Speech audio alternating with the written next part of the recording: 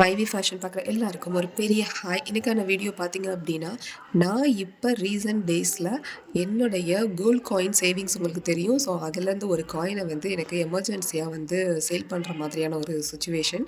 So நான் அதை sale பண்ண போயிருக்கேன். எந்த டைம்லன்னு பார்த்தீங்க அப்படின்னா, இந்த போர் நடந்துக்கிட்டு இருந்த இந்த டைமில்.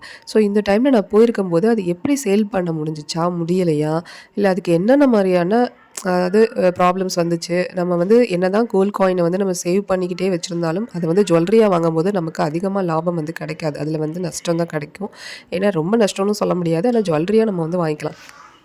பட் காயின் அப்படியே கொடுத்துட்டு நம்ம வந்து பணமாக கன்வெர்ட் பண்ணிக்க போகிறோம் அப்படின்னா கண்டிப்பாக சில விஷயங்கள்லாம் தெரிஞ்சிருக்கணும். ஸோ அது எந்த டைமில் போகணும், என்ன மாதிரியான டைமில் போகக்கூடாது அப்படிங்கிறதையும் ஸோ என்னுடைய எக்ஸ்பீரியன்ஸையும் நான் அதில் வந்து ஷேர் பண்ணியிருக்கேன். ஸோ வீடியோவை ஃபுல்லாக பாருங்கள், எங்கேயும் ஸ்கிப் பண்ணி பார்க்காதீங்க. ஸோ எல்லா இடத்துலையும் ஒரு நல்ல டிப்ஸ் இருக்கும். ஸோ வாங்க வீடியோவை பார்த்துடலாம். ஸோ இன்றைக்கான வீடியோ பார்த்தீங்க அப்படின்னா, கோல்டு காயினை நான் வந்துட்டு சேல் பண்ணும்போது எனக்கு நடந்த ப்ராப்ளம் தான் நான் உங்ககிட்ட சொல்லிகிட்ருக்கேன். ஸோ போயிட்டேன், நான் வந்து நகை கடைக்கு போயிட்டேன், சேல் பண்ணுறதுக்கு நான் வந்து கொடுத்துட்டேன். ஸோ நான் போன அன்னைக்கு பார்த்தீங்கன்னா நாள் வந்து சாட்டர்டே, மறுநாள் சண்டே. ஸோ சாட்டர்டே இருக்க அந்த அதே அமௌண்ட் தானே சண்டே இருக்கும்.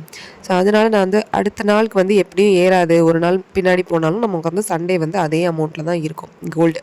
அந்த மைண்ட் செட்டோடு நான் வந்து அன்றைக்கி போயிட்டேன். இந்த கோல்ட் காயின் பார்த்தீங்கன்னா அதே கடையில் தான் நான் வாங்கினேன், அதே கடையில் தான் நான் ரிட்டர்ன் பண்ண போகிறேன். ஸோ நான் அதை வாங்கும்போது எவ்வளோ அமௌண்ட்டில் நான் வாங்கியிருந்தேன் அப்படின்னா வெறும் 8060 ரூபா பெர் கிராமுக்கு தான் நான் வாங்கியிருந்தேன். இப்போ நான் போய் சேல் பண்ணும்போது அதோட ப்ரைஸ் பார்த்தீங்க அப்படின்னா 15,000 சம்திங் வந்துருச்சு, 15,500 சம்திங் வந்துருச்சுன்னு வச்சுக்கோங்களேன். ஸோ முதல் ப்ராப்ளமே என்னன்னு பார்த்தீங்க அப்படின்னா, இப்போ நாங்கள் இதை சேலுக்கு எடுத்துக்க மாட்டோம் அப்படின்னு சொல்லிட்டாங்க, ஃபர்ஸ்ட் ஒன். செகண்ட் ஒன் பார்த்தீங்க என்ன ரீசன் பார்த்தீங்கன்னா, சாட்டர்டே ஆகிருக்கு. ஸோ சண்டேயில் நாங்கள் வந்து கோல்ட் காயின் வந்து பர்ச்சேஸ் பண்ணிக்க மாட்டோம் அப்படிங்கிற மாதிரி சொல்கிறாங்க. சில கடைகளில், நான் எல்லா கடையும் மென்ஷன் பண்ணல. ஸோ சில கடையில் வந்து, அதாவது நான் வாங்கின கடையில் திருப்பி ரிட்டர்ன் கொடுக்கும்போது அவங்க இந்த மாதிரி சொன்னாங்க, சண்டே வந்து நமக்கு வந்து ஒரு வேல்யூ தெரியாது, ஏன்னா அதே வேல்யூ தான் சாட்டர்டே உள்ள வேல்யூ தான் நம்ம சண்டே போடுவோம். ஸோ அதனால் வந்து நாங்கள் சண்டே வந்து கோல்ட் காயினை எடுத்துக்க மாட்டோம் அப்படின்னு சொன்னாங்க முதல்ல. மூணாவது முக்கியமான ரீசன் பார்த்தீங்க அப்படின்னா, இப்போ வந்து கோல்டு ரேட் வந்து ரொம்ப பீக்கில் ஏறி இருக்குது, போர் காரணமாக ஏறி இருக்குது. ஸோ அந்த டைம் வந்து போர் நடந்துட்டு இருக்கு. ஸோ போர் காரணமாக ஏறி இருக்குது. அதனால நாளைக்கு மறுநாளே பார்த்தீங்க அப்படின்னா, ஸோ நாளைக்கு மீன்ஸ் மண்டே வந்து ஒரு 130 அப்படிலாம் பார்த்தீங்கன்னா கண்டிப்பாக குறையிறதுக்கு வாய்ப்பு இருக்குது அப்படின்னு சொல்லியிருந்தாங்க. ஸோ அதே மாதிரி இந்த ஸ்டில் நவ் பார்த்தீங்கன்னா அது குறைஞ்சிக்கிட்டே தான் இருக்குது, அந்த அமௌண்ட் குறைஞ்சிக்கிட்டே தான் இருக்குது. ஸோ நம்ம என்ன விரும்பி போவோம்னா, நமக்கு வந்து ஏதாவது ப்ராஃபிட் கிடைக்கணும் அப்படிங்கிற மைண்ட் செட்டில் தான் நம்ம போவோம். ஸோ ஃபஸ்ட்டு வந்து எடுத்துக்கவே மாட்டோன்னு சொன்னாங்க. செகண்ட் ஒன் பார்த்தீங்கன்னா சண்டே ரீசன் சொன்னாங்க. அடுத்தது போர் காரணமாக சொன்னாங்க. நான் கண்டிப்பாக முடியவே முடியாது, இன்றைக்கி இதை சேல் பண்ணியே ஆகணும் அப்படிங்கும்போது நான் என்ன சொன்னேன் அப்படின்னா, இது உங்கள் கடையில் வாங்கின காயின் தான் அப்படிங்கிறத நாங்கள் மென்ஷன் பண்ணிட்டேன். ஸோ அவங்க வந்து நோட் பண்ணிட்டாங்க. ஸோ பார்த்துட்டு ஆமாம் நம்ம கடையில் வாங்கின காயின் தான் அப்படிங்கிறதுக்கு அப்புறம் தான் ஃபர்தராக நாங்கள் போய் மேலே போய் கேட்டுட்டு வரோம். ஸோ நாங்கள் எடுக்கலாமா வேணாமா அப்படிங்கிற ஒரு என்ன சொல்கிறது, ஒரு டிசிஷனுக்கே அவங்க வந்துட்டு வர்றாங்க. ஸோ நான் கண்டிப்பாக இன்றைக்கி சேல் பண்ணியே ஆகணும் அப்படிங்கிற ஒரு கட்டாயத்தில் போயிருக்கேன். ஸோ அவங்களும் என்ன பண்ணுறாங்க அப்படின்னா, ரொம்ப நேரம் டிஸ்கஷன்லாம் நடத்தி முடிச்சுட்டு, நான் உங்களுக்கு சைட் பை சைடில் பாருங்களேன், உங்களுக்கு நான் அந்த கொட்டேஷன் வந்து நான் உங்களுக்கு ஷேர் பண்ணியிருக்கேன். ஸோ ரொம்ப நேரம் டிஸ்கஷன்லாம் நடத்தி முடிச்சுட்டு ஒரு வழியாக சரி ஓகே அப்படின்னு சொல்லி வந்துட்டு, அப்பவும் கூட காயினை நாங்கள் ரிட்டன் எடுத்துக்கிறோம் அப்படிங்கிறதுக்கு அவங்க வரல. நீங்கள் வந்து காயினை வந்து கொடுத்துட்டு நீங்கள் ஏதாவது ஒரு பொருள் எடுங்க, ஏதாவது கிராம்ஸில் நீங்கள் எடுங்க, அதுக்கப்புறம் நாங்கள் கேஷ்பேக்காக உங்களுக்கு நாங்கள் தர்றோம் அப்படிங்கிற மாதிரி சொல்லிட்டாங்க. ஸோ அப்போ நான் போய்ட்டு என்ன சொல்கிறேன், ஆனால் காயினுக்கு நீங்கள் காயின் எடுக்கக்கூடாது அப்படிங்கிற மாதிரியும் சொல்லிட்டாங்க. ஸோ காயினுக்கு காயின் எடுத்தோம் அப்படின்னா என்ன ஆகும், நமக்கு வந்து இந்த வேஸ்டேஜ் வந்து ரொம்ப கம்மியாக வரும். ஸோ மினிமலான அமௌண்ட் தான், நம்ம ஜிஎஸ்டி மட்டும் பே பண்ணி நம்ம வந்து வாங்கிட்டு வந்துடும். ஸோ வேஸ்டேஜ் வந்து ரொம்பவே இந்த டை சார்ஜ் மட்டும் தான் போடுவாங்க. ஸோ ரொம்ப பெரிய அளவில் இருக்காது. ஸோ அதை ஜுவல்லரியை கம்பேர் பண்ணும்போது அந்த மாதிரி இருக்கும்போது என்ன சொல்கிறாங்கன்னா, காயினுக்கு காயின் எடுக்கக்கூடாது, நீங்கள் வந்து நல்லா வந்து வேறு ஏதாவது ப்ராடக்ட்டை நீங்கள் வந்து எடுத்துக்கோங்க அப்படிங்கிற மாதிரி சொல்லிட்டாங்க. ஸோ நான் அப்பையும் விடலை. ஸோ காயினுக்கு காயின் எடுக்காமல் ஜுவல்லரி எடுத்தோம் அப்படின்னா நமக்கு தான் திருப்பவும் லாஸ். அதாவது கோல்டு காயினை கொடுத்துட்டு ஜுவல்லரி எடுக்கிறோம் அப்படின்னா கண்டிப்பாக நமக்கு வந்து வேஸ்டேஜ் வந்து விழுந்துடும், ப்ளஸ் ஜிஎஸ்டி வந்துடும், எல்லாமே வந்துடும். ஸோ அது வந்து எடுத்ததுக்கான ப்ராஃபிட் நிறைய கிடைக்காது. இதில் ஓரளவுக்கு எனக்கு ப்ராஃபிட் இருக்கும் கண்டிப்பாக. ஏன்னா நான் எடுத்த அமௌண்ட்டுக்கு வந்து 8060 ரூபா சம்திங் இருக்கும்போது தானே நான் வந்து காயினை வந்து பர்ச்சேஸ் பண்ணியிருக்கேன். ஸோ அப்போ நான் ரிட்டர்ன் பண்ணும்போது ஒரு 15,000 கிட்ட இருக்கும்போது நான் ரிட்டர்ன் பண்ணுறேன். அதாவது அன்றைக்கி கோல்டு ரேட் பாருங்கள், 15,775 ரூபா பெர் கிராம் போட்டிருக்கு. அதில் பாருங்கள், ரேட்டில் பாருங்கள், அது சில்வரோட ரேட் பார்த்தீங்கன்னா 325 ரூபா. இது எப்போ நடந்தது அப்படின்னா 1ஆம் தேதி மார்ச்சில் இந்த விஷயம் நடக்குது. ஸோ அப்போ நான் என்ன சொல்கிறேன் அப்படின்னா, சரி கோல்டு காயினுக்கு கோல்டு காயின் எடுக்கக்கூடாது. ஸோ அப்போ நீங்கள் போய்ட்டு நம்ம வந்து ஜுவல்லரி எடுக்கிறோம் அப்படின்னா கண்டிப்பாக லாஸ். அதுவும் நமக்கு தெரிஞ்சு போச்சு.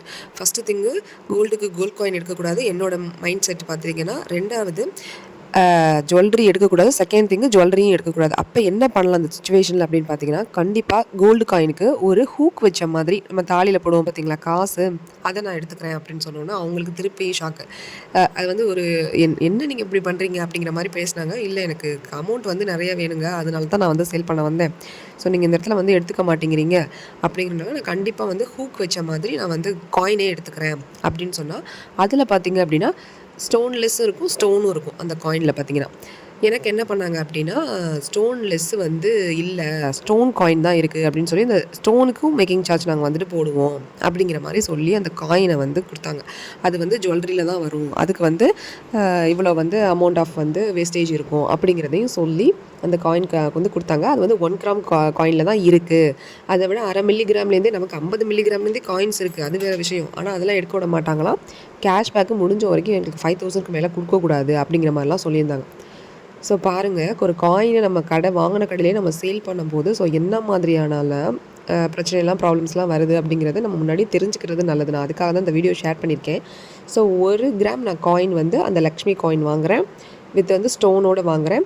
ப்ளஸ் வந்து அதில் பார்த்தீங்கன்னா 0.150 மில்லிகிராம்ஸ் வந்து உங்களுக்கு அதில் வந்து வேஸ்டேஜ் வந்து ஆட் பண்ணுறாங்க. ஸோ அதுக்குமே 15,775 ரூபா தனியாக போட்டு தான் அந்த வந்து கால்குலேஷனை பண்ணுவாங்க. ஸோ அப்போ மொத்தமாக பண்ணும்போது ஸோ இப்போ இந்த 2 கிராம் காயினை கொடுத்துட்டு நான் 1 கிராம் காயின் லக்ஷ்மி காயின் எடுத்திருக்கேன். அதுக்கு வந்து மொத்தமாக 18,141 ரூபா போட்டுட்டாங்க. ஸோ 22 கேரட் தான் உங்களுக்கு. அடுத்து வந்து ஜிஎஸ்டி 1.5% வந்து காயினுக்கு அப்படிங்கிற மாதிரி சொல்லிட்டாங்க. ஸோ அது ஒரு 272 ரூபா எல்லாம் போட்டு வேஸ்டேஜுக்கு வந்து எல்லாம் போட்டு கேல்குலேட் பண்ணி 18,685 ரூபா கொடுத்துட்டாங்க. அதுக்கப்புறம் பார்த்தீங்கன்னா நான் கொடுத்த அந்த 2 கிராம் காயினுக்கு வந்து எவ்வளோ எடுத்துக்கிட்டாங்க அப்படின்னா, அதில் வந்து எதுவுமே லெஸ் பண்ணல. ஏன்னா அதில் வந்து ரொம்ப கழிவெல்லாம் எதுவுமே பண்ணல. அந்த கடையிலே எடுத்திருக்கோம் அப்படிங்கிற அந்த சீல் மட்டும் கவனிச்சுட்டு எனக்கு வந்து 15,775 ரூபா பெர் கிராமுக்கு அப்படிங்கிற மாதிரி எனக்கு 2 கிராமுக்கு 31,550 ரூபா கொடுத்துட்டாங்க. ஸோ அதுலேருந்து அந்த அமௌண்ட்டை லெஸ் பண்ணிவிட்டு ஸோ 12,865 ரூபா உங்களுக்கு மணி வந்து நாங்கள் பேக் தருவோம், அதாவது கேஷ் பேக் தருவோம் அப்படிங்கிற மாதிரி சொன்னாங்க. ஸோ அப்போ கொடுத்த எஸ்டிமேஷன்லேயே நான் சொன்னேன், இன்னும் கொஞ்சம் கம்மி பண்ணித்தாங்க, இன்னும் கொஞ்சம் கம்மி பண்ணித்தாங்கன்னு நான் கேட்கவும் 13,700 ரூபா வந்தாங்க. ஸோ ஒரு 1000 ரூபா 900 ரூபா டிஃப்ரென்ஸ் கிட்டே வந்துச்சு. 13,700 ரூபா வந்து அதிகமாக தர்றோம் அப்படிங்கிற மாதிரி சொன்னாங்க. ஸோ அப்பையும் நான் விடலை, இன்னும் கொஞ்சம் கம்மி பண்ணி கொடுங்க, இது வந்து இவ்வளோ இதில் சரியாக வராது, நீங்கள் வந்து உங்கள்கிட்ட எடுத்த காயின் தான் அப்படின்னு நான் திரும்ப பேச அதாவது பேரம் பேசினா மட்டும்தான் தங்கத்தில் வந்து குறைக்க முடியுங்க. அது வந்து தெரிஞ்ச நகைக்கடையில் நீங்கள் தொடர்ந்து வாங்குறீங்க அப்படின்னா கண்டிப்பாக பேரம் பேசி வாங்குங்க. அது ஒரு முக்கியமான டிப்ஸ் இந்த இடத்துல. ஸோ அப்புறம் அதையும் என்ன பண்ணிட்டாருன்னா அவர் ரிமூவ் பண்ணிட்டு எரேஸ் பண்ணிட்டு மேலே வந்து ஒரு இது போட்டு கொடுத்தார். ஸோ அது எவ்வளோ அமௌண்ட்டுன்னு பார்த்தீங்க அப்படின்னா 14,150 ரூபா. ஸோ இப்போ இதுக்கு எவ்வளோ டிஃப்ரென்ஸ் பாருங்கள். 12,800 ரூபா சம்திங் வந்ததை 14,150 ரூபா கேஷ்பேக் தர அளவுக்கு நான் வந்து பேசி ஒரு வழியாக வாங்கிட்டேன். ஸோ இங்கே நான் வந்து எமர்ஜென்சிக்கு போனது வந்து இந்த காயினை கொடுத்துட்டு நமக்கு வந்து 31 ரூபா சம்திங் கிடைக்கும். ஆனால் பாருங்கள் எனக்கு வந்து கிடைச்சது பார்த்திங்கன்னா வெறும் 14,150 ரூபா தான். ப்ளஸ் வந்துட்டு எனக்கு அந்த காயின் வந்து கிடைச்சிருக்கு. 1 கிராம் காயின் வந்து நான் எடுத்துக்கிட்டு தான் வந்திருக்கேன். அந்த ஹூக் வச்ச மாதிரி காயின் எடுத்தோம் அப்படின்னா நம்ம வந்து என்ன பண்ணிக்கலாம்னா பேங்க்கில் வந்து கொண்டு போய் அடமானம் வச்சுக்கலாம். இப்போ நீங்கள் வந்துட்டு இந்த மாதிரி ரவுண்ட் ஷேப் காயினை வந்து வெறும் லக்ஷ்மி காயின்ஸ் இந்த மாதிரி காயினாகவே நீங்கள் சேர்த்துட்ருக்கீங்கன்னா கண்டிப்பாக பேங்க்கில் எடுக்க மாட்டாங்க. அது வந்து ஜுவல்லரியில் வந்து கன்சிடர் பண்ண மாட்டாங்க. அதனால நீங்கள் வந்து ஹூக் வச்ச மாதிரி தாலியில் போடுற காசு மாதிரி நீங்கள் எடுத்தீங்க அப்படின்னா அது வந்து பேங்க்கில் வந்து அடமானம் வச்சுக்கலாம். ஆனால் அதுக்கு டை சார்ஜ் விழுகும், அதுக்கு வந்து வேஸ்டேஜும் விழுகும். சாரி, டை சார்ஜ் விழுகாது, வேஸ்டேஜ் விழுகும். ப்ளஸ் வந்து ஜிஎஸ்டி கண்டிப்பாக போடுவாங்க அந்த காயின் எடுக்கும்போது. ஸோ அந்த மாதிரி காயினுக்கு வந்து ஜிஎஸ்டி வந்து கொஞ்சம் கம்மியாக போடுவாங்கன்னு வச்சுக்கோங்களேன். மொத்தத்தில் நம்ம எடுத்த காயினை வந்து நம்ம கொஞ்ச நாளுக்கு அப்புறம் சேல் பண்ணுறோம் அப்படிங்கிறதும் ரொம்ப ரிஸ்க்காக தான் இருக்குது. ஸோ அந்த நம்ம எதிர்பார்க்குற அமௌண்ட்டை நம்மளால் கெட் பண்ண முடியாது. ஆனால் நிறைய ப்ராஃபிட் கிடைக்கும் காயினை வந்து சேல் பண்ணும்போது. ஸோ உங்களுக்கு இந்த மாதிரியான எக்ஸ்பீரியன்ஸ் இருக்குது அப்படின்னா கண்டிப்பாக வந்து கமெண்ட்டில் சொல்லுங்கள். இந்த வீடியோ கண்டிப்பாக உங்களுக்கு ஒரு அவேர்னஸ் வீடியோவாக தான் இருந்திருக்கும்னு நினைக்கிறேன். ஸோ நீங்களும் காயினை வந்து சேஞ்ச் பண்ண போகிறீங்க இந்த டைமில், அதாவது இந்த மார்ச் மந்த்தில் போர்லாம் நடந்துகிட்ருக்க இந்த டைமில் உங்களுக்கு ஒரு எமர்ஜென்சி தேவை இருக்குது அப்படின்னா என்ன மாதிரி இஷ்யூஸ் வரும் அப்படிங்கிறதையும் நான் சொல்லியிருக்கேன். இந்த வீடியோ உங்களுக்கு ரொம்ப யூஸ்ஃபுல்லாக இருக்கும். யூஸ்ஃபுல்லாக இருந்தால் சப்ஸ்கிரைப் பண்ணி வச்சுக்கோங்க. கமெண்ட்டில் உங்களுடைய வேல்யூபிளான ஃபீட்பேக்கை வந்து நீங்கள் ஷேர் பண்ணுங்கள், நானும் தெரிஞ்சுக்கிறேன். தேங்க்யூ ஃபார் வாட்சிங்.